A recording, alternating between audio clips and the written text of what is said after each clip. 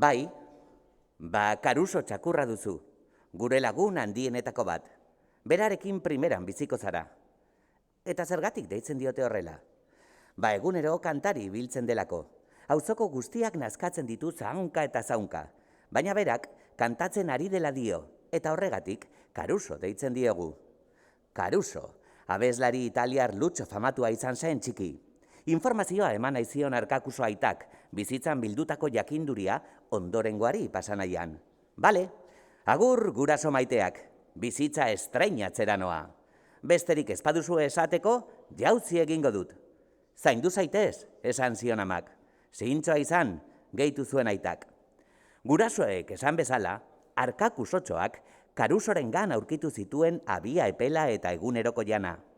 Karusoren joera, artistikoaren eraginez, biolina jotzen zuen eskale bat izan zen Arkakusotxoak ikusi zuen lehenengo gizakia.